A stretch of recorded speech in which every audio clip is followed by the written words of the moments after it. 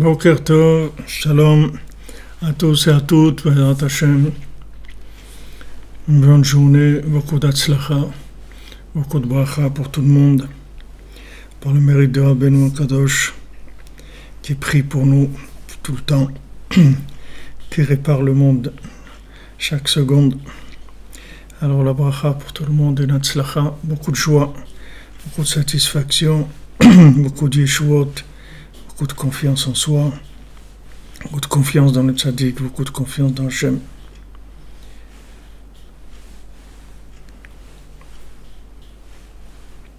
Chacun et chacune y partage aussi au maximum, le monde a besoin. Rabbi Nachman a dit, si le monde savait combien il avait besoin de moi, le monde a besoin, il y a des gens qui savent qu'ils ont besoin et des gens qui ne savent pas. Et nous, on doit partager avec le maximum de gens possible. Alors, on est arrivé hier, page 43 dans la brochure, deuxième colonne. Donc, on a parlé hier du fait que le mensonge, au fond, il alimente la vérité, puisque le mensonge, il pousse vers la vérité, puisque l'obscurité, c'est elle qui permet de voir la lumière. Et que plus il y a d'obscurité, plus la lumière elle va être évidente. Zeprinat klal asarat adibrot anochi Hashem Elokecha. Et c'est ce qui est écrit dans les 10 paroles, les 10 commandements. Anochi Hashem Elokecha, je suis Hashem ton Dieu. Leodi amitat metziuto itbarach. Ça c'est pour faire connaître la vérité de la metziut d'Hashem, c'est-à-dire de la présence, l'existence d'Hashem. Et après, on dit, tu n'auras pas d'autre Dieu avec moi, c'est-à-dire tu n'associeras pas d'autres dieux à moi. Les sor avodot zarot, shenishar gamken mahmad sheomrim, sheHashem idbarach rachok me'olam. Pour interdire la vodazara, pour interdire l'idolâtrie, qui vient aussi du fait qu'on dit qu'Akadosh Baruch Hu est loin du monde. Ve'ifshar le'ovdo be'atzmo. Et on ne peut pas le servir lui-même,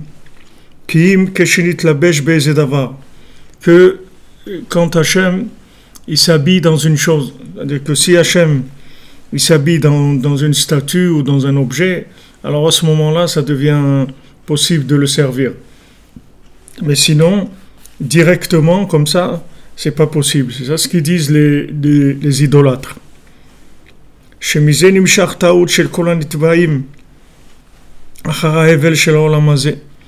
Et de là aussi viennent toutes les erreurs de tous les gens qui se noient dans la folie de ce monde. Comme c'est écrit dans les livres, dans la Kabbalah, et la Torah elle nous a séparés de ces choses-là. C'est-à-dire qu'au début, il y a la Emouna, c'est-à-dire Akadosh Baruch Hu, il dit voilà, Anochi Hashem Elokecha, je suis ton Dieu. Tu n'auras pas d'autre Dieu avec moi, tu n'associeras pas d'autres dieux. Et maintenant, il y a des gens qui disent non, Hachem il est trop haut, donc il faut adorer quelque chose dans lequel Hachem il va s'habiller dedans. Ça c'est un certain niveau d'idolâtrie, et il y a encore de l'idolâtrie qui est plus basse que ça, c'est les plaisirs de ce monde. Ça aussi, c'est de l'idolâtrie. Parce que les plaisirs de ce monde, ça vient du fait que la personne, elle dit, on ne peut pas avoir du plaisir dans Hachem. C'est quelque chose de trop. Comment on va avoir du plaisir à faire Shabbat, ou à manger kasher, ou à prier, ou à étudier la Torah? C'est des choses qui sont trop élevées. On ne peut pas prendre du plaisir à ça. Alors on va prendre du plaisir à aller surfer à Miami, ou aller faire essayer de grimper sur l'Himalaya ou des choses comme ça. Ça va nous donner du plaisir. Maintenant, du plaisir à prier, du plaisir à étudier, du plaisir à servir Hachem. C'est pas possible d'arriver à ça. Ça aussi, c'est de la vodazara. C'est la même chose. Il n'y a pas de différence. C'est juste c'est de l'idolâtrie qui est plus comment on dit, plus rustre, plus épaisse, c'est tout. Mais c'est la même chose que celui qui dit que qu'on ne peut pas servir Hachem directement, Hachem il va s'habiller dans une statue, et nous on va adorer la statue, et la statue elle va faire ce qu'il y a à faire avec Hachem. C'est exactement pareil, c'est-à-dire les gens qui courent derrière l'argent ou derrière les plaisirs de ce monde, c'est le même principe, c'est juste un principe qui est plus bas, c'est tout. C'est-à-dire que l'Avodah Zarah c'est un peu plus raffiné comme principe. Parce que l'Avodah Zarah, c'est déjà du culte, ça ressemble à de la religion, il y a de la prière, il y a un petit peu il se prosterne un petit peu, il y a des choses qui sont un petit peu raffinées. Mais la consommation, c'est beaucoup plus bas. Mais c'est le même principe, le principe en lui-même, c'est exactement le même. Donc ce qu'il dit ici, Rabbi Nathan, c'est-à-dire que la Torah, en fait, elle nous a donné un mode de vie, que ce mode de vie nous permet de vivre dans le monde matériel, avec la matière, en vivant avec la matière, en travaillant, en utilisant l'argent, en se mariant, en ayant des enfants, en ayant de l'amour pour sa famille, en ayant tout ce qu'il faut, et en même temps en étant connecté à l'infini. Donc sur ça, nos sages nous disent, tu ne mentionneras pas le nom d'Hachem en vain,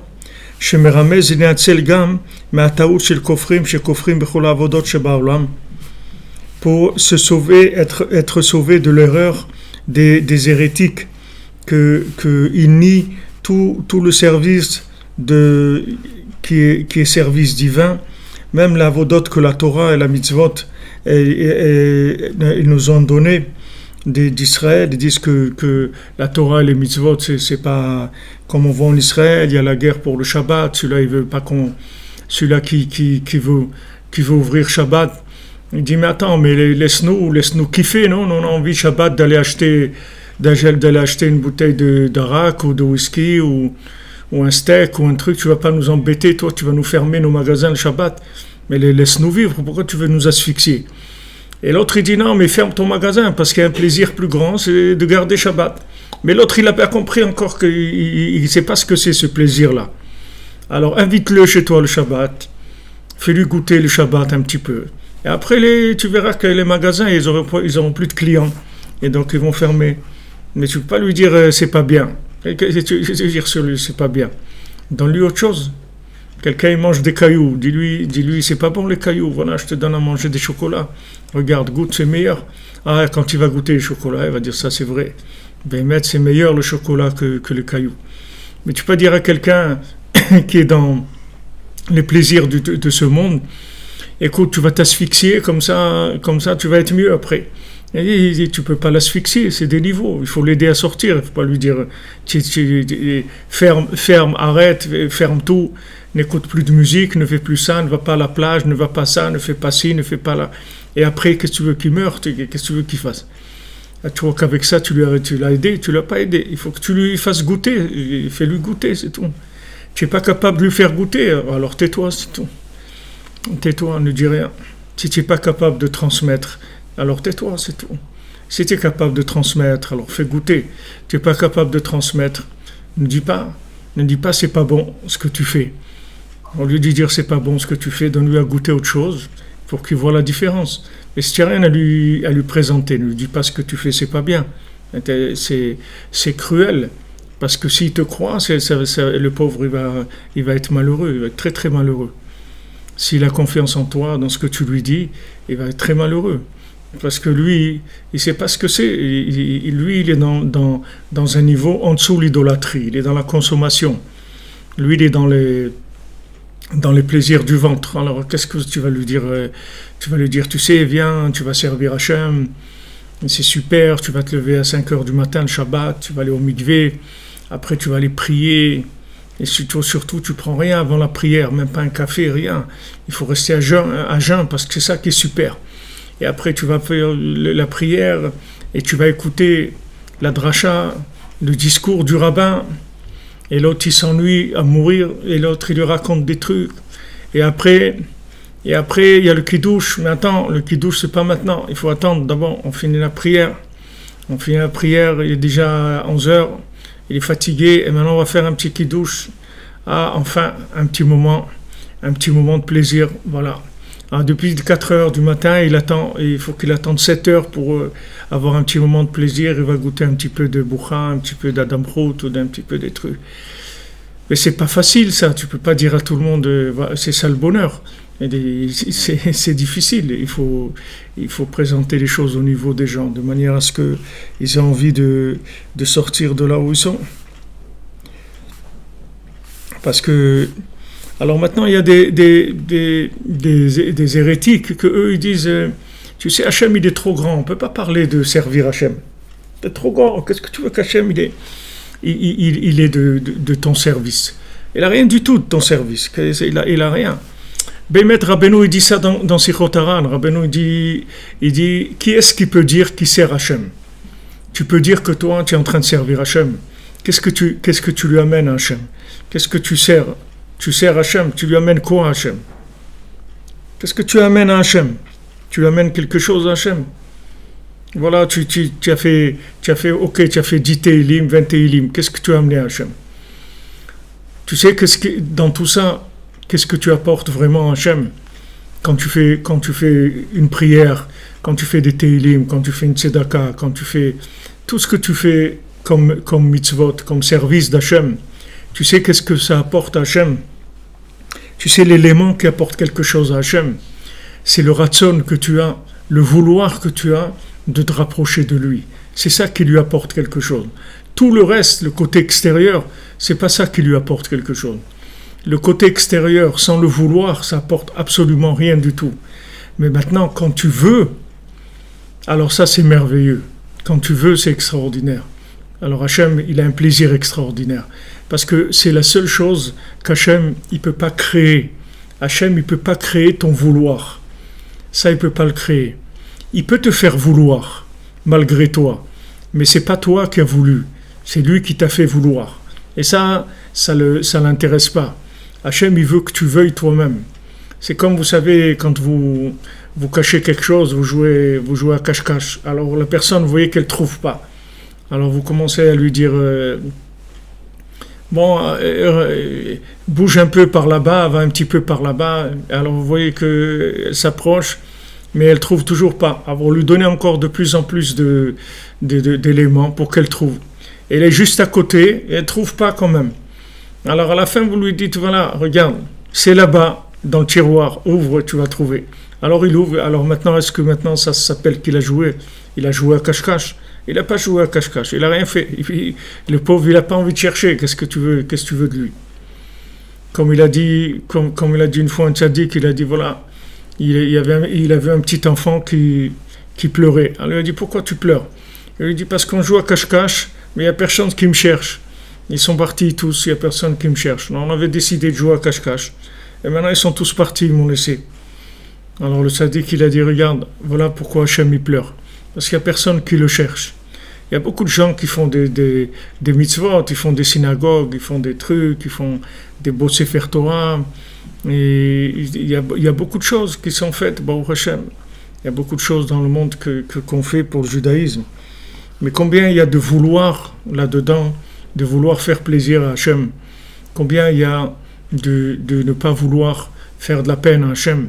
C'est ça qui compte. Combien il y a de vouloir dans ce que tu fais? C'est ça qui donne la valeur à ce que tu fais. C'est pas ce que tu fais.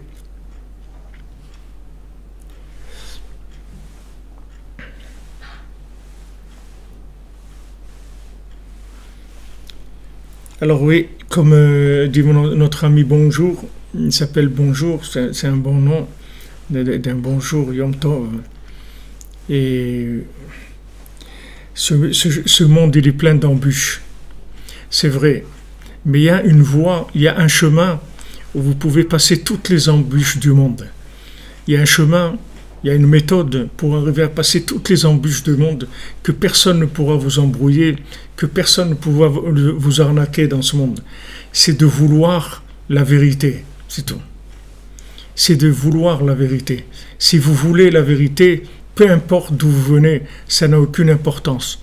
Regardez maintenant, grâce à notre cher et fidèle ami du Cameroun, qui est, Baruch Hashem, toujours avec nous, et qui nous soutient, et qui diffuse Rabbeinu, notre cher ami Marie-Claire. Voilà, ils ont ouvert un petit centre Breslev au Cameroun, et vous voyez comment les gens ils écoutent les cours de Rabbeinu. Ils ont chacun leur petit cahier où ils prennent des notes. La vérité, les gens qui cherchent la vérité, vous ne pouvez pas les arrêter. La seule chose qui est dangereuse, c'est de se faire attraper par des intérêts, c'est tout. C'est qu'au milieu de la route, on essaye de vous placer des choses pour vous détourner. C'est la seule chose qu'on peut faire pour vous empêcher d'arriver à la vérité. Mais si vous gardez votre ligne de conduite et vous cherchez la vérité, il n'y a personne dans ce monde qui pourra vous embrouiller. Personne. Parce que le vouloir de se rapprocher de la vérité, ce vouloir-là, il ne peut pas être enfermé, il ne peut pas être détourné, il ne peut pas être inversé. Jamais on pourra vous enlever ça. Jamais. Vous arriverez là où vous devez arriver, au maximum de la vérité que vous êtes capable maintenant de vivre. Et après, vous progresserez sans arrêt. Il n'y a personne qui peut vous arrêter. Donc Rabbi Nachman lui-même, il dit ça. Il dit, tu crois que quand tu fais quelque chose, tu prétends servir Hachem. Quelqu'un il dit, voilà, j'ai fait 3 fois aujourd'hui le Tehillim. J'ai fait les psaumes 3 fois. J'ai passé 9 heures, j'ai fait 3 fois les psaumes. Alors, qu'est-ce que tu as fait? Ok, c'est mignon. Combien il y a de vouloir là-dedans? Voyons voir combien il y a de vouloir. Quand vous mangez que vous avez mangé beaucoup de choses, ok? Voyons voir combien il y a de vitamines là-dedans, combien il y a de calories. Sinon, vous pouvez remplir votre ventre de manger des trucs que vous remplissez le ventre. Il n'y a pas de calories.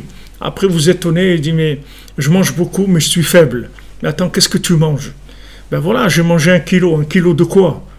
Qu'est-ce que tu as mangé? Qu'est-ce qu'il y a dans ton manger? Alors, quelqu'un, il fait Avodat Hashem et il croit qu'il est en train de servir Hashem et qu'on a un grand plaisir de lui dans le ciel, etc. Mais combien il y a de vouloir? Combien il y a d'amour là-dedans? Combien de vouloir, de lien avec Hashem? Combien de vouloir servir Hashem, de vouloir faire plaisir à Hashem? C'est ça qui donne la valeur à la chose. C'est pas le côté extérieur. C'est pas le côté extérieur. Le côté extérieur, c'est pas... Une fois quelqu'un, il est venu chez Rabbi Nachman, il a dit, voilà, il y a un tel, il étudie 119 d'Apim de Gemara tous les jours. 119 pages de Gemara tous les jours. Alors, Rabbi Nachman, il a dit 119. Il dit, c'est Me'at, c'est un petit peu. Parce que 119, c'est la valeur numérique de Me'at. Me'at, c'est 40, et même c'est 40, Aïn, c'est 70, et Tête, c'est 9. Alors, 40 et 70, c'est 9, ça fait 119. Donc, il lui a dit, c'est un petit peu. Pourquoi il lui a dit? Parce que les gens, ils veulent de la quantité. La quantité, c'est dans l'argent. Parce que l'argent, c'est vide. Donc, il faut de la quantité. Mais la Torah, les mitzvot, la prière, c'est pas la quantité qui compte. Bien sûr, si vous avez la quantité et la qualité, c'est extraordinaire. Mais c'est pas la quantité qui compte. Il faut pas arriver à inverser la quantité avec la qualité. La Torah, les mitzvot, c'est le vouloir, c'est tout. Ça, c'est vrai. Et ça, personne ne peut vous l'enlever. Personne. Là où vous vous trouvez, vous pouvez toujours vouloir. Une fois, il y avait une équipe de jeunes qui est venue au Kotel, au mur à Jérusalem. Et c'était des jeunes comme ça, pas religieux du tout, tous avec leurs cheveux, avec la truc là, les gomina là, je sais pas comment on appelle ça. Ok, des jeunes dans le vent, des gens dans le temps, dans le vent. Ils sont venus au Kotel, comme ça, mais ils rigolaient, tout ça, ils n'étaient pas très... Et il y en a un qui a glissé discrètement un petit papier dans le mur. Il y avait quelqu'un qui les observait, tous ces jeunes. Il a vu comment ce jeune-là, à un moment, il avait un peu honte par rapport à ses amis, mais il s'est détaché d'eux et il a été mettre un papier. Donc ce monsieur-là, il a été curieux. Il a été voir, bien que maintenant on n'a pas le droit de faire ça, parce que c'est quelque chose, c'est un mot intime pour Hachem. Il n'y a personne qui a le droit de lire ça. Mais lui, il a été voir, peut-être qu'il avait sûrement une bonne intention. Il a été voir ce papier et il a vu que ce jeune, il a écrit, il disait « Hachem, moi je t'aime, tout ça, je sais que je suis avec des jeunes, c'est toutes des bêtises, et ça m'intéresse pas du tout, toutes ces bêtises-là. Mais qu'est-ce que tu veux que je fasse? Voilà, je suis pris là-dedans, mais moi sache que je t'aime, et je veux te servir, et je veux être proche de toi. Voilà, vous voyez un jeune comme ça, vous avez l'impression qu'il est comme tout le monde et tout. Mais il n'y a pas comme tout le monde. Il n'y a personne qui est comme tout le monde. Monsieur tout le monde, ça n'existe pas. Chacun, il a un cœur, chacun, il vise des choses. Donc vous ne pouvez pas voir l'apparence de quelqu'un. Apparemment, vous allez voir quelqu'un, il est comme ci ou comme ça. Ça ne veut rien dire du tout. Derrière ça, il peut se cacher des vouloirs énormes qui peuvent être beaucoup plus grands que quelqu'un qui est religieux en train d'étudier toute la journée. Vous ne pouvez pas savoir. Il y a des gens, ils étudient toute la journée pour avoir un poste, pour avoir pour qu'ils soient cotés dans le hit parade, c'est tout.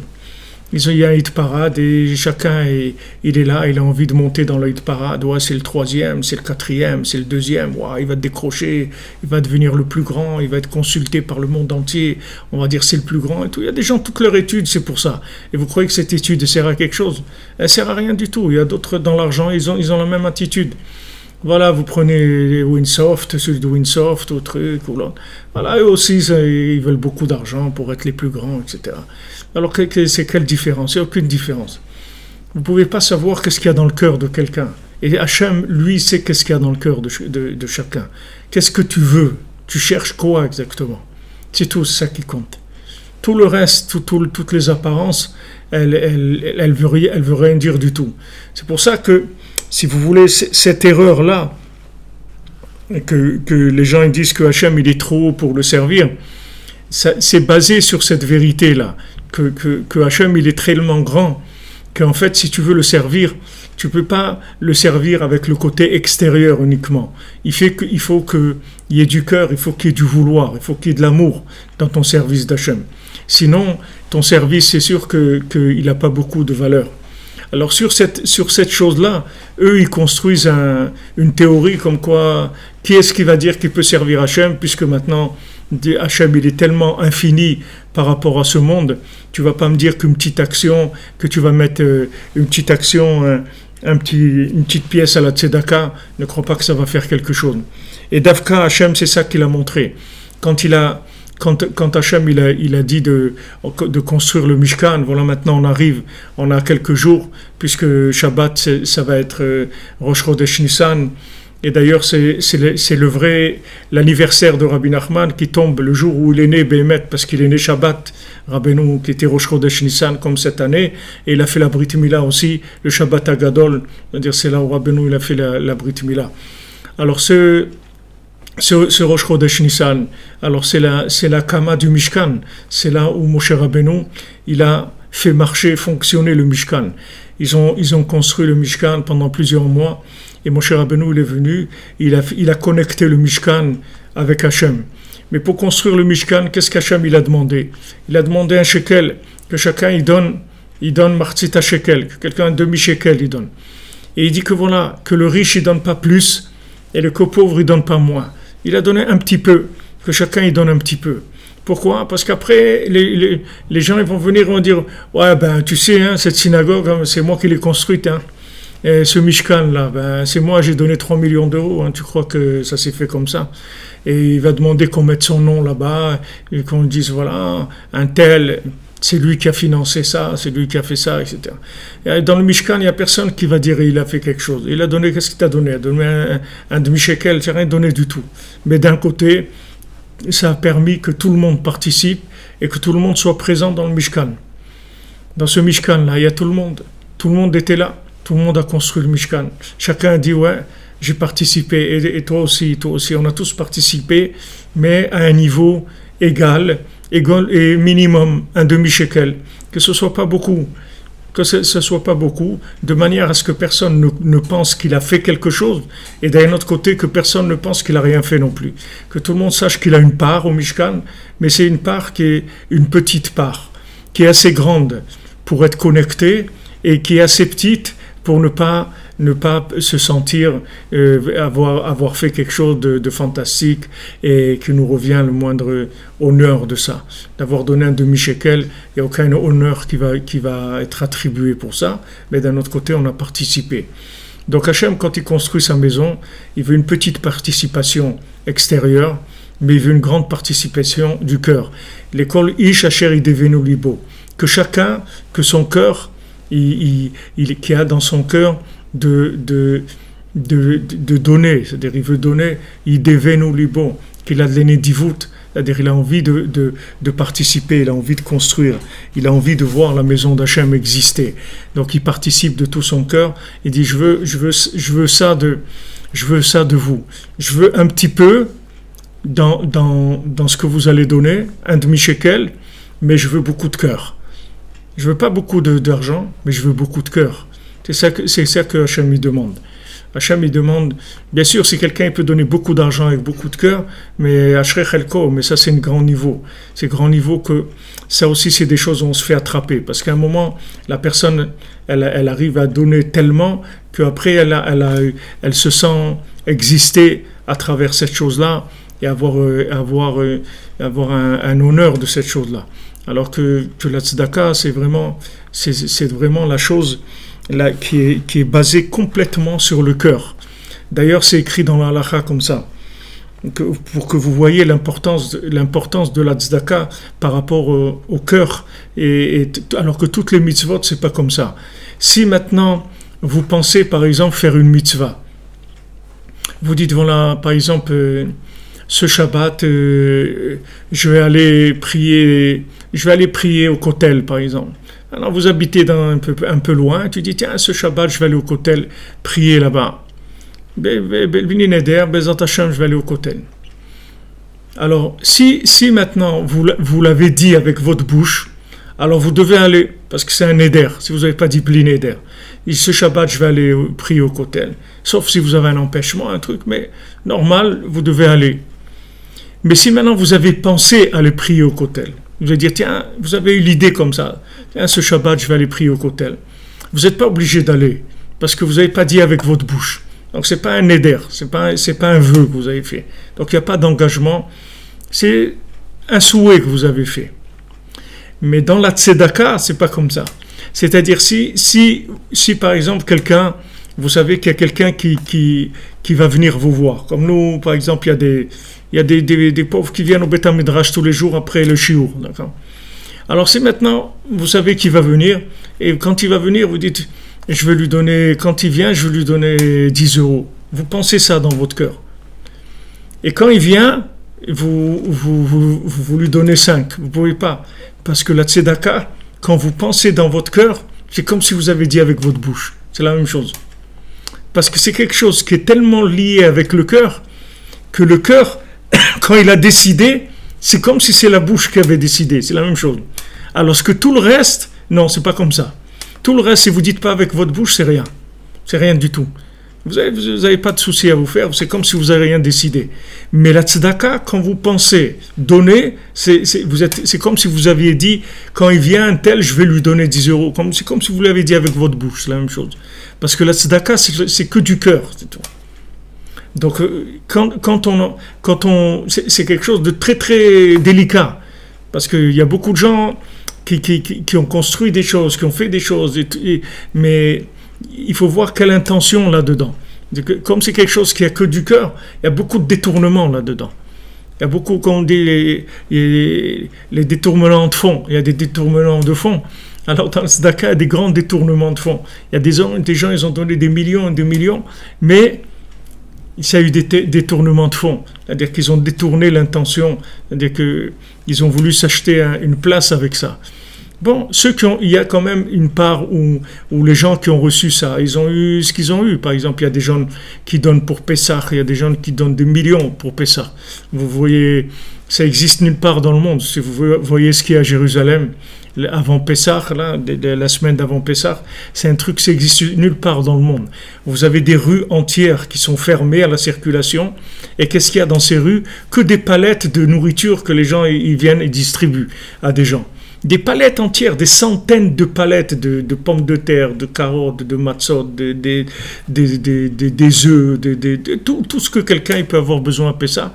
Vous avez des palettes, ça bloque toutes les rues, c'est-à-dire ils ferment des rues. Il y a des rues, elles sont fermées pendant plusieurs jours avant Pessah, et les gens ils viennent, et voilà, ils les redistribuent pour les familles nombreuses, etc. Maintenant, derrière ça, il y a des gens qui financent ça.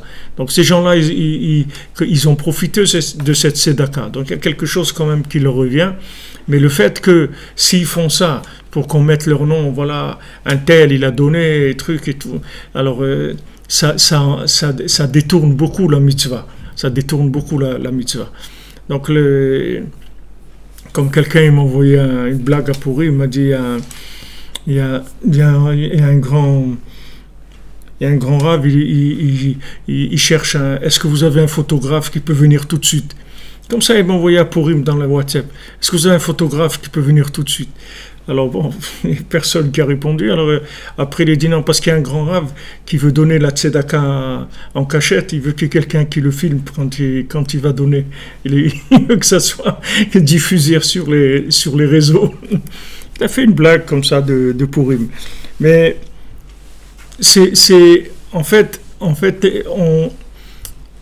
les détournements, ils attendent les gens à tous les coins de rue, comme on dit. Le Sahara Amalek, il attend chacun au coin de la rue pour essayer de lui détourner sa bonne intention, de le récupérer. Comme tous les gens qui étaient sincères, le Rav Besançon, chéri, il nous avait expliqué qu'est-ce que ça veut dire, d'où vient le mot sincère. Le mot sincère, il nous avait expliqué qu'en Grèce, il y avait des statues qui avaient des défauts des fois. Il y avait un petit coup dans la statue. Alors il prenait de la cire et il mettait dans le trou qu'il y avait et il ponçait et ça se voyait pas du tout. C'est-à-dire qu'avec ça, il cachait le défaut. Mais il y avait des statues où il n'y avait aucun défaut. Alors les statues qui n'avaient aucun défaut, ça s'appelait sincirées, c'est-à-dire elles n'ont pas de cire.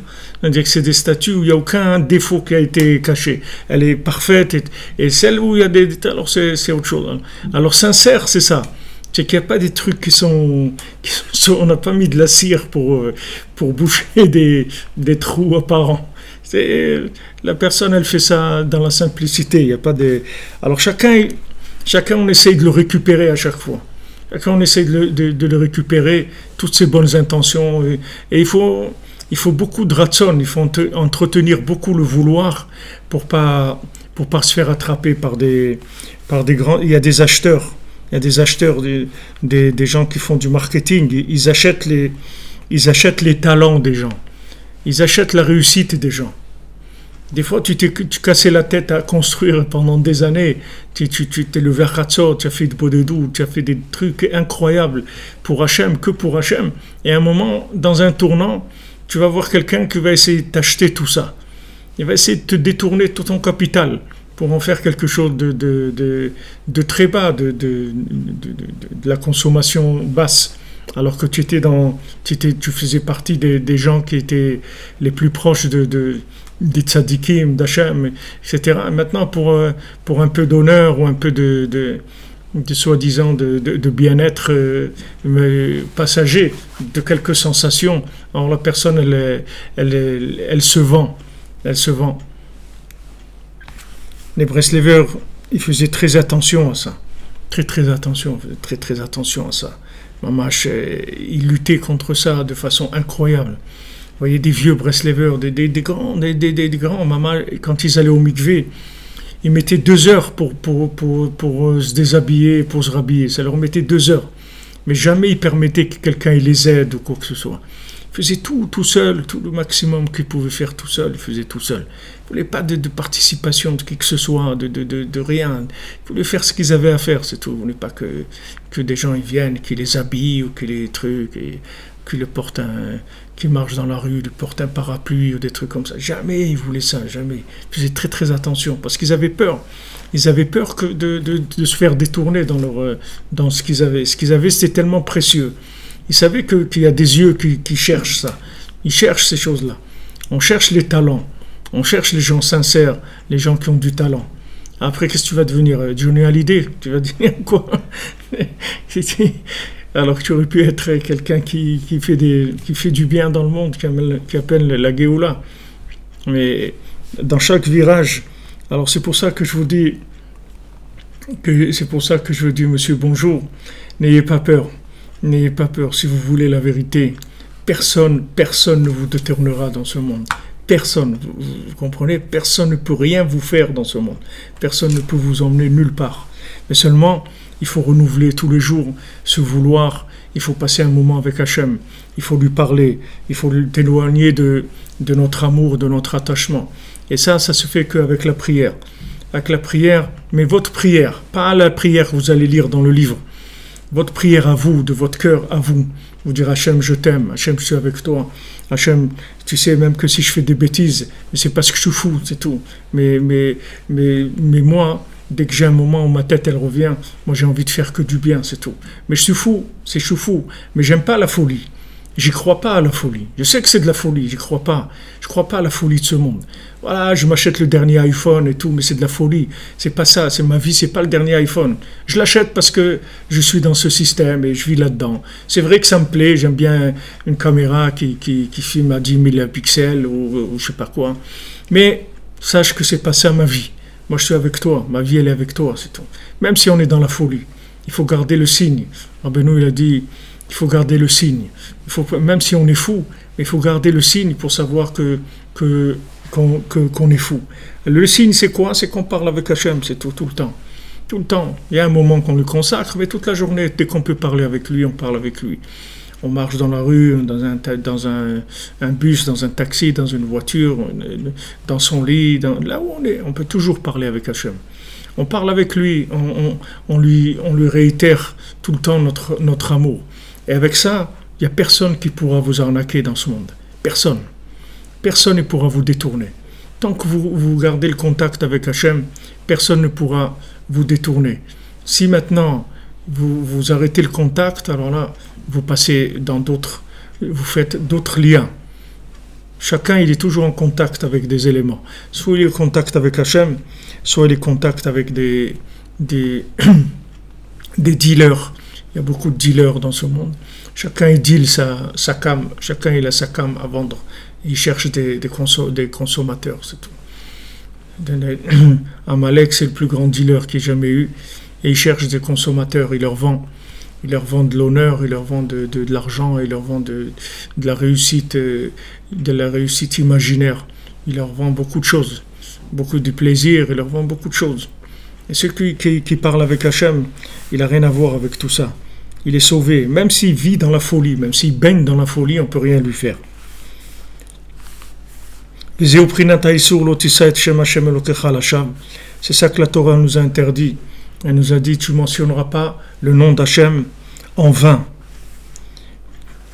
Et Shem Hashem Ekocha Lashav Kilo Tohu Bara'a.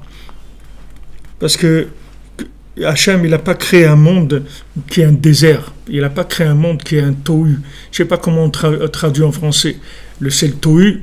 C'est un mot, je crois, qui est dit en français aussi, mais ça veut dire c'est la pagaille. Il n'y a rien, quoi. C'est le désert total.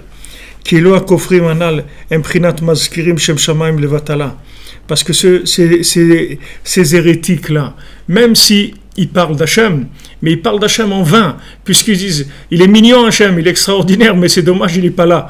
Je comprends. Donc qu'est-ce qui mentionne? Pourquoi tu mentionnes le nom d'Hachem maintenant?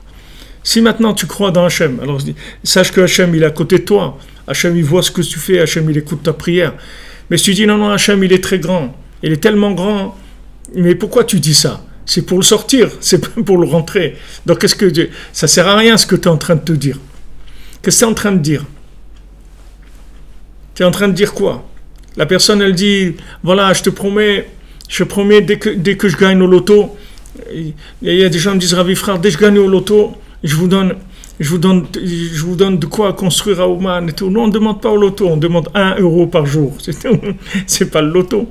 Mais si maintenant il y a 10 000 personnes qui donnent 1 euro par jour, ça y est, c'est le loto. À tous ensemble, on a fait le loto. Mais seulement 1 euro par jour, on ne peut pas donner. Mais s'il gagne au loto, alors Bézat Hachem, il va gagner 30 millions d'euros. Alors il peut donner 2 millions. Lui, il croit ça. Mais il ne sait pas que s'il gagne 30 millions d'euros, tout de suite il va lui manquer 30 autres, parce qu'avec 30 millions, il va pouvoir que acheter la chaîne des Hilton et des Hyatt et toutes les et il va se trouver qu'il est pauvre. Parce qu'une fois qu'il a acheté 7 ou 8 chaînes d'hôtels, et après il est pauvre, il lui manque encore 30 millions d'euros, parce qu'il veut acheter une usine qui fabrique des yachts, ou il veut passer à autre chose déjà. Donc ce que tu peux faire maintenant, fais-le maintenant. Fais-le maintenant, ça c'est vrai. Et le reste, après, ces gens-là, ils disent « Ouais, Hachem, il est très grand et tout. » Mais pourquoi tu dis Hachem, il est très grand? C'est pour dire qu'il n'est pas là. Donc tu es en train de dire le nom d'Hachem dans le vide. Pour rien. Pourquoi tu parles d'Hachem? Pour dire qu'il n'est pas là. Alors ne parle pas de lui, c'est tout. N'embrouille pas les gens. Ne dis pas Hachem, ouais, il est grand. Pourquoi tu dis qu'il est grand? Pour dire qu'il n'est pas là. Tu dis qu'il est très très grand. Vraiment très très grand. Il dit Hachem, il est infini, mais il n'est pas là. Alors tu es en train de dire son nom en vain, c'est-à-dire dans le vide. Pour rien, ne parle pas, c'est tout, ne parle pas de lui. Donc c'est ça qu'ils disent que eux, ils mentionnent le nom d'Hachem, les Vatala. Ils mentionnent le nom d'Hachem pour rien, puisqu'ils disent qu'il n'est pas là. Qui a filou en maudit malaemet, même ceux qui reconnaissent la vérité, qui maudit bemetziuto idbar behemet, ils disent non, vraiment, il y a un créateur, il n'y a pas de Big Bang, ni de grand boom, ni rien. Et ils disent non, c'est Hachem qui a créé le monde. Comme ils ont envoyé une petite vidéo là, d'un interview d'un soi-disant un philosophe égyptien, je ne sais pas quoi, qu'ils l'ont interviewé à la télévision égyptienne. Alors il commence à amener des théories du Big Bang et des trucs que Hachem il n'existe pas. Alors les gens là-bas lui disent mais attends, dis quelque chose de sérieux, t'es en train de dire n'importe quoi là. Dis-nous quelque chose d'intéressant. Qu'est-ce que tu dis? Alors, oui, alors, qu'est-ce que tu veux? Alors, il essaye, le pauvre, de dire des trucs, mais il n'y a rien. Alors, tous, ils sont d'accord. Après, ils disent, écoute, on t'a tous écouté ici, et vraiment, d'un commun accord, on te conseille tous d'aller chez le psychiatre. C'est la seule chose qui peut t'aider. Vraiment, trouve un bon psychiatre, va le voir, parce que ce que tu racontes, c'est de la folie totale. C'est du n'importe quoi. Alors le pauvre, lui, vous voyez un jeune comme ça qui a voulu un peu coller à des idées comme ça, le Big Bang, les trucs, mais il connaît pas vraiment ces choses-là. C'est-à-dire ça lui a plu, c'est-à-dire il a trouvé comment on dit, il a trouvé de l'autostop pour sortir de ce qui du côté du truc musulman, de la croyance musulmane, d'Hachem et tout, pour aller profiter de ses plaisirs et tout. Il s'est trouvé des théories, mais il les connaît pas vraiment. Alors eux, ils l'interrogent. C'est des gens simples. Alors, ils attendent quelque chose de concret. Ok, le Big Bang. C'est quoi le Big Bang? Alors, dis-nous mais le pauvre, il n'a pas de réponse. Alors, c'est vraiment très, très marrant. C'est d'un ridicule incroyable. Alors, eux, ils disent maintenant, ils disent que c'est vrai que Hachem, il existe. Ok, ils ne sont pas dans le Big Bang, dans le truc. Ils disent non, il y a Hachem. Hachem, il existe. C'est Emet. Il y a un créateur. C'est lui qui a créé le monde. אף על פי כן, מאחר שכופרים בעבודת המצוות של ישראל בזה העולם, המעשה דייקה, הרי הוא כאילו שמו יתברך שהוא כלל בריאת העולם, הוא חס ושלום לשווא ולהבל. Mais du moment où maintenant il ne croit pas dans le service divin des mitzvot, qu'il ne croit pas dans les 7 mitzvot de Bnei Noach ou dans les 613 mitzvot du Ham Israël, donc ça veut dire que quoi? Il ne croit pas dans son nom. Il croit dans son existence virtuelle, dans des mondes quelque part. Ok, c'est lui qui a créé le monde. Mais maintenant, qu'ils te disent qu'il faut faire telle chose, ou il ne faut pas faire telle chose et tout, ça, il ne croit pas dans ça. Donc, il ne croit pas dans la manifestation d'Hachem dans le monde. Il croit dans son existence, mais pas dans sa manifestation dans le monde. Donc, ça veut dire que quoi? Ils dénient l'existence d'Hachem. Ils disent qu'il n'existe pas ici, que maintenant, que tout ce monde-là, il ne sert à rien. C'est-à-dire qu'il n'est pas là, il n'est pas dans ce monde. Ce monde-là, par rapport à Hachem, il ne sert à rien. C'est un monde où les gens, ils sont là, ils s'amusent, ils mangent, ils boivent, et trucs, mais il n'y a pas une présence d'Hachem dans chaque action, dans chaque chose qu'on fait dans ce monde. Donc ça veut dire qu'ils disent que ce monde-là, par rapport à Hachem, il est vide, il n'y a pas d'existence d'Hachem. Il a créé le monde, ok, d'accord, mais lui, il n'est pas là avec nous. C'est-à-dire, lui, il n'est pas, quand tu fais quelque chose, tu ne le sers pas à lui. Tu ne peux pas ici servir Hachem qui se trouve en haut. Voilà. Donc ça veut dire que quand ils parlent d'Hachem, en fait, ils disent que leurs paroles, elles sont vaines. C'est-à-dire, ils disent qu'il n'y a rien, il n'y a pas de présence. Parce que alors que c'est le contraire, que tout ce que Hachem il a créé, c'est uniquement pour qu'on le cherche ici. C'est le contraire de ce qu'ils disent. Eux, ils disent que Hachem il est en haut, il n'est pas en bas. Mais c'est le contraire. Hachem il a créé tout ce bas-là, toute cette matière, uniquement pour qu'on le trouve. Donc il n'y a pas un détail dans ce monde qui n'est pas fait pour trouver Hachem. Tu vas voir maintenant, je ne sais pas, des fonds marins où il y a des milliers de sortes de poissons, de toutes les couleurs possibles, de toutes les formes possibles. Chaque poisson, dans chaque détail, il est là pour que tu puisses trouver Hachem à travers la couleur et la forme de ce poisson-là. Ah, tu ne sais pas comment ça marche. Ok, tu es un idiot, c'est tout. Mais c'est des idiots, il y en a plein dans le monde. Il n'y a pas que ça que tu ne sais pas comment ça marche. Même le téléphérique, tu ne sais pas comment ça marche. Même le micro-ondes, tu sais comment ça marche, tu sais pas. Mais tu sais, quand tu mets un truc, tu mets un et il sort chaud, c'est tout. Qu'est-ce qu'il y a eu? Je ne sais rien. Je sais rien. Il y a des ondes, ils ont dit, ça chauffe. D'accord. Qu'est-ce que tu sais? Tu sais rien. Ça aussi, tu sais pas. Apprends, tu vas savoir, c'est tout. Connecte-toi, cherche, tu vas savoir. Cherche, tu vas savoir. Tu vas voir comment Hachem il se manifeste.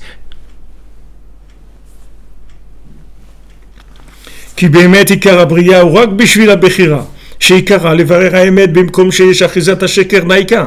Parce que Hachem il a créé tout ce monde pour que tu puisses justement, au lieu de prendre un beau fruit, tu prends, je sais pas, un ananas ou quelque chose comme ça, au lieu de dire que ce fruit-là c'est que un produit pour donner du plaisir, tu vas dire non, ça c'est la merveille d'Hachem. Regarde ce fruit, regarde le parfum, regarde comment il est, etc. Et quand tu vas faire la bénédiction, tu vas dire Hachem, c'est toi qui as créé ça. Et à travers cette chose-là, je te connais, je révèle ton nom dans le monde. Chaque fois que je fais une bénédiction, je dis ça, c'est toi qui l'as créé. Ça c'est toi qui le fais. C'est Boré maintenant, pas Bara. On ne dit pas Bara Periaetz. Il a créé. Non, il crée maintenant. Parce que tout cet ananas-là, il existe pour que tu viennes faire une bénédiction. Et quand tu fais la bénédiction, c'est là où il existe vraiment. Tant que tu n'as pas fait la bénédiction, il n'existe pas. C'est-à-dire il est virtuel, puisque maintenant il a été créé pour révéler le nom d'Hachem. Mais si tu n'as pas dit le nom d'Hachem dessus, alors il n'y a rien, et c'est rien passé du tout. Il n'y a rien eu pour l'instant. Donc quand tu n'as pas dit Boré Periaetz, alors pas l'ananas, j'ai donné un mauvais exemple parce que l'ananas c'est Adama. Après il veut dire le Ravifra, il dit n'importe quoi. Non, l'ananas on fait la bracha de Boré Peri Adama. Alors maintenant, quand tu vas dire Boré Peri Adama sur l'ananas, tu dis voilà, cet ananas en fait, c'est juste une mise en scène pour que je puisse te révéler ton nom, c'est tout. Maintenant, tu as créé l'ananas et la pomme et la poire et les trucs, et tout ce que tu as créé, c'est que pour que je puisse donner ton nom sur ces choses-là, c'est-à-dire te faire descendre ta présence sur cette chose-là, et reconnaître que c'est toi qui crée la chose. Voilà pourquoi ça a été créé. Maintenant, si tu enlèves cette possibilité-là, la chose, elle n'a aucune raison d'exister. Vraiment aucune. Si tu crois que l'ananas a été créé pour donner du plaisir, ça sert à rien. Ça sert à rien. C'est-à-dire cet ananas, il n'existe pas. Bechlal. Vraiment, il n'existe pas. C'est-à-dire qu'il existe ou qu'il n'existe pas, qu'est-ce que ça change? Si pour te donner du plaisir, Hachem il aurait pu créer une sorte de fruit, c'est tout. Voilà, tu as du plaisir avec ce fruit-là. Pourquoi il va te créer 150, 200 sortes de fruits, 300 sortes? Qu'est-ce qu'il a à faire de ça? Non, tous ces angles-là, Ce sont des angles où tu vas avoir un goût, tu vas goûter un goût différent. Dans chaque chose, ce goût, ça va réveiller en toi quelque chose de différent et ça va te permettre de faire la bénédiction avec une énergie nouvelle, un vouloir nouveau, quelque chose de nouveau. Quand tu as goûté un goût nouveau, tu as envie de remercier Hachem. Comme tu as encore une nouvelle musique ou un vêtement nouveau, tu as envie de faire chez Rianou, tu as envie de remercier Hachem. Il y a un goût qui est spécial. Alors tu veux remercier Hachem avec ce goût-là. Alors tout ce monde-là, il a été créé justement pour que tu fasses la différence. Parce que si tu ne fais pas la différence, à quoi il sert ce monde? Si tout est pareil, à quoi ça sert? À quoi ça sert un ananas ou une pastèque? Quelle différence il y a? Il n'y a aucune différence. Tu vas manger une pastèque ou tu vas manger un ananas, ok. Alors quelle différence il y a? Non, la différence qu'il y a, c'est uniquement parce que tu vas faire une bénédiction qui est différente. D'abord, il y a des fruits de saison qui vont avec la saison. Ça aussi, c'est calculé par Hachem, par rapport à ton état d'âme pendant cette saison, par rapport au climat, par rapport à tout. Tu vas avoir une approche différente. Par exemple, tu vas manger une pastèque en été, ça va t'enlever la soif, c'est agréable. Donc, ça va te permettre de faire une bénédiction différente. Alors que cette pastèque-là, si elle vient quand il fait -20, c'est pas adapté au moment. Donc c'est pas la même. Tu vas pas faire la bénédiction avec le même enthousiasme, avec le même vouloir. Donc tout ça, Hachem il a calculé uniquement pour que tu choisisses entre la consommation pure et la consommation reconnue avec le nom d'Hachem. C'est pour ça qu'il a créé ce monde. Sinon, ce monde, il n'a pas lieu d'être bichlal. Alors, quand ils disent que maintenant, Hachem, il est en haut, mais il n'est pas en bas, alors dis-moi à quoi il sert ce monde. Ok, toi tu dis que Hachem, il est que en haut, il est infini. Mais ce monde-là, il ne s'en occupe pas. Il l'a créé, il le laisse. Alors, pourquoi il l'a créé? Pourquoi il a créé ce monde? À quoi il sert ce monde? À souffrir? À quoi? Il a un plaisir, Hachem, de faire souffrir les gens. Pourquoi il a fait ce monde-là? Qu'est-ce qu'il y a dans ce monde? Si ce monde-là, c'est pas pour faire des tris en permanence, dis-moi à quoi il sert. Il sert à rien. Alors on est revenu à la case départ, on n'a rien fait du tout, on n'a pas parlé. C'est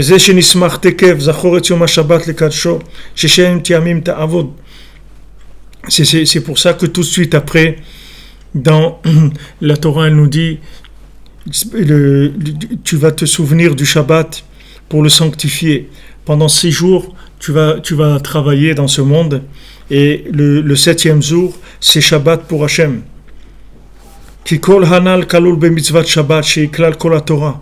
Parce que tout ce qu'on a dit, c'est inclus dans le Shabbat, qui est le principe de toute la Torah. Sheishema de Kutsha Beruchu, comme Teita Bezoar Kadosh. Que la Torah, c'est le nom d'Hachem. Comme le Zohar il dit. Pourquoi la Torah, c'est le nom d'Hachem? Parce que quand tu vas faire la Torah, tu vas appeler Hachem dans ce monde. C'est-à-dire tu vas donner un nom à Hachem par rapport à ce qu'il y a dans ce monde. Chaque élément, tu vas le connecter à Hachem. Donc tu vas utiliser cet élément pour appeler Hachem dans ce monde. Donc c'est ça le but. C'est ça le but. C'est-à-dire pendant les 6 jours de la semaine, qu'est-ce que tu fais? Tu brasses des éléments. Mais tous ces éléments que tu brasses, ils sont attachés à Shabbat. Et Shabbat, c'est le nom d'Hachem. C'est le Shem Hachem de façon parfaite. Et maintenant, les 6 jours de la semaine, tout ce que tu brasses, tu mets une étiquette de Shabbat dessus. C'est-à-dire, tu mets le nom d'Hachem dessus. Ça, c'est Hachem. La parnassa, c'est Hachem. La santé, c'est Hachem. Le mariage, c'est Hachem. Les enfants, c'est Hachem. La prière, c'est Hachem. Tout, c'est Hachem. Tu donnes le nom d'Hachem surtout. Pourquoi Hachem, on l'appelle Hachem? On l'appelle le nom. Qu'est-ce que veut dire Hachem? C'est le nom. Pourquoi on dit le nom? On aurait pu dire autre chose. Pourquoi on dit le nom?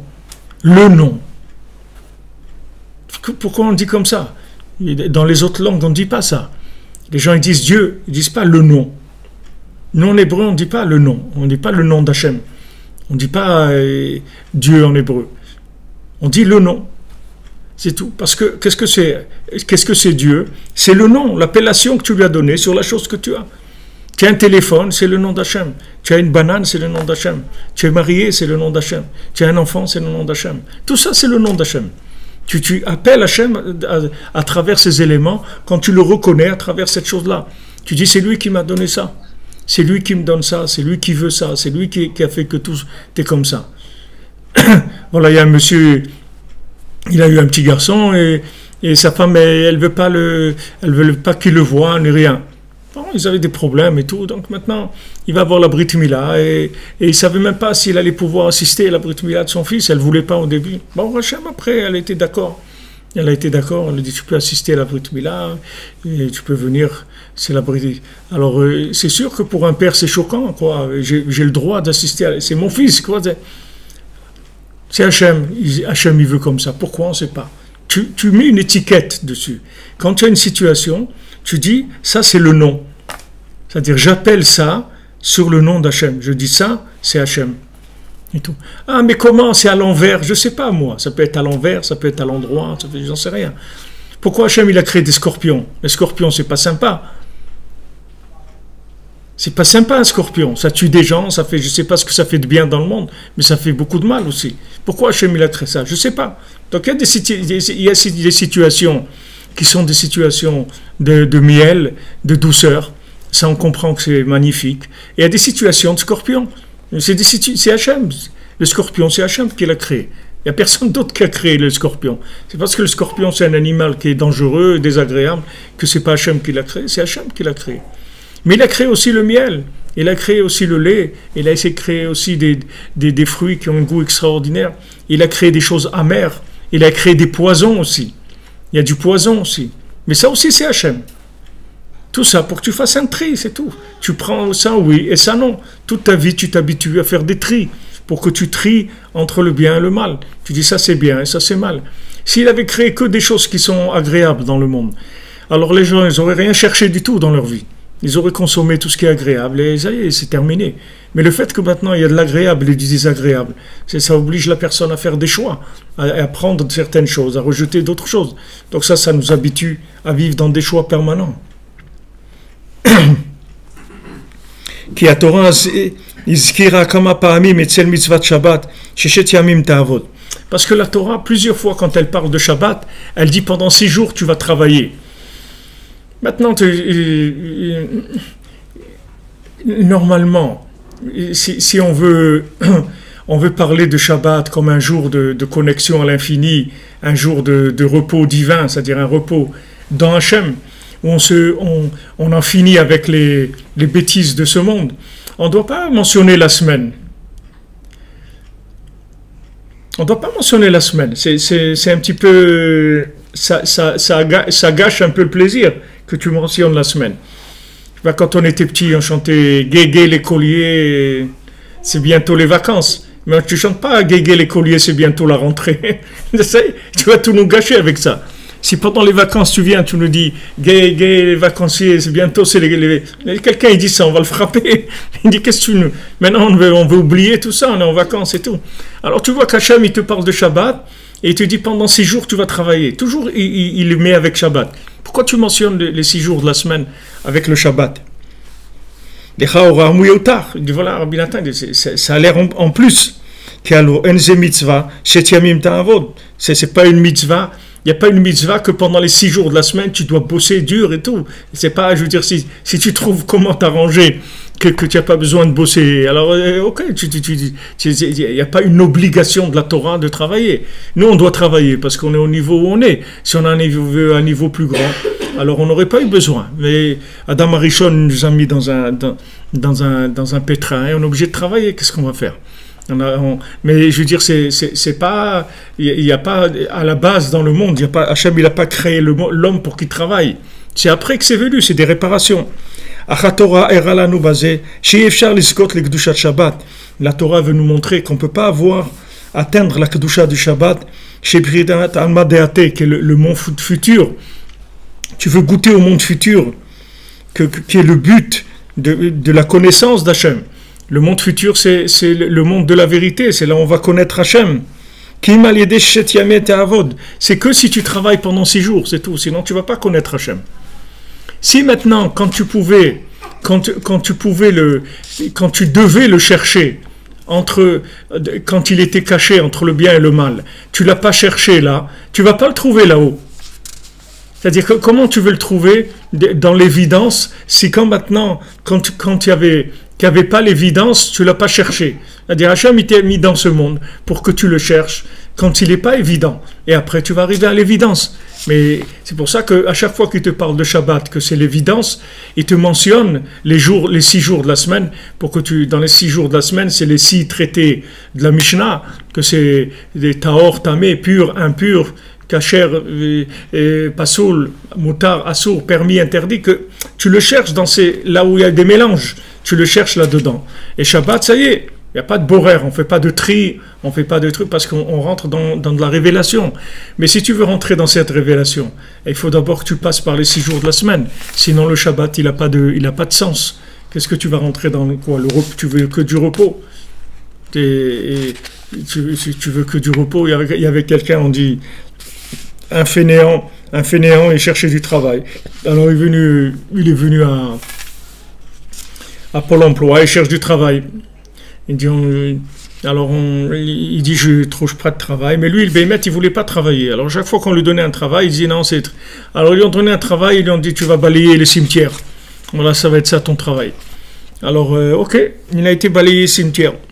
Alors il balayait, et pendant qu'il balayait, il souffrait. Alors il voyait les tombes. Alors il dit, c'est pas normal ça. Il a écrit, dans toutes les tombes, il a écrit ici repose, il y a que moi qui travaille ici. C'est quoi cette histoire-là? Il y a que moi qui travaille. Et c'est tous, ils sont en train de se reposer, moi je me travaille. Alors c'est ça, tu veux rentrer dans Shabbat.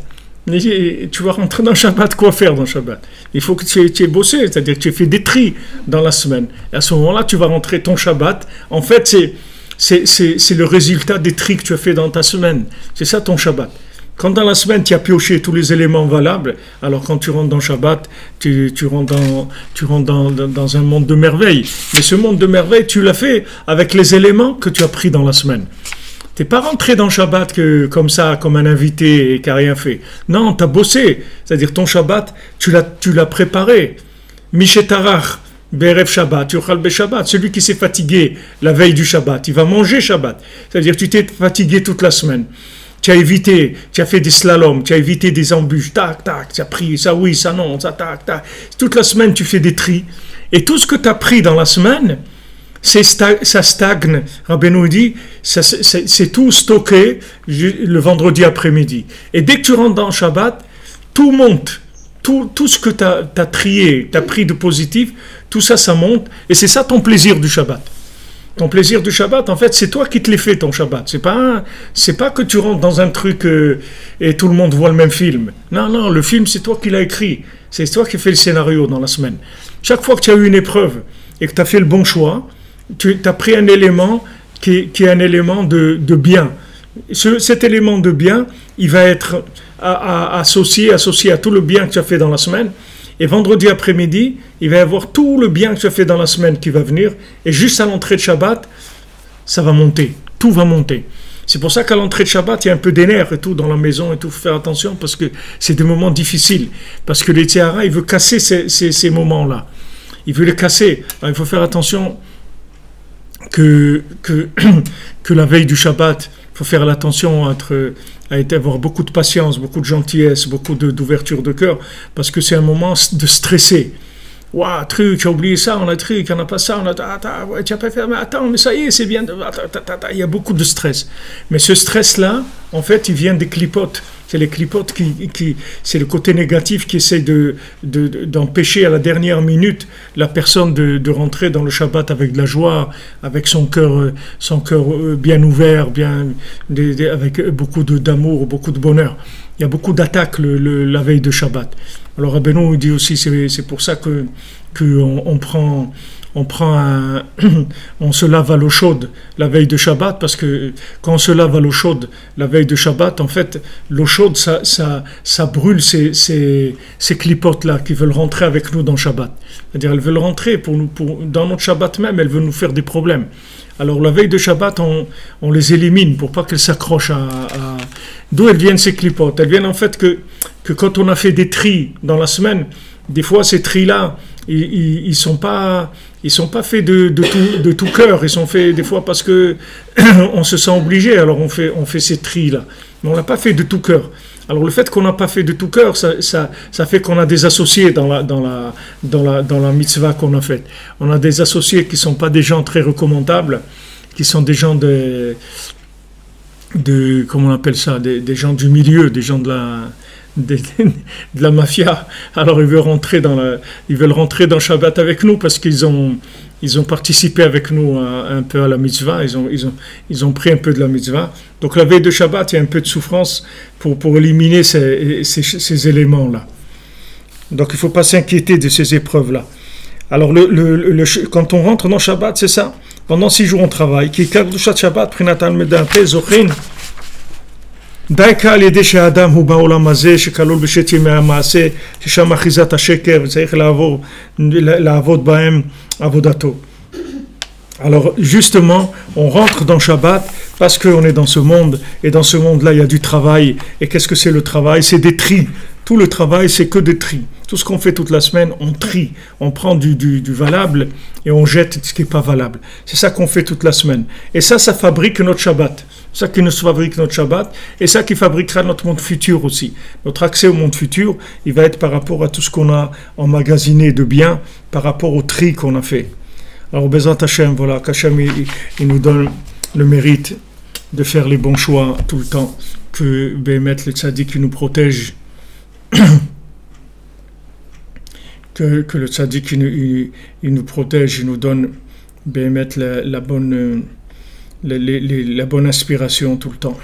Alors, beaucoup de bracha, d'atzlacha, et on se retrouve, Bezrat Hashem.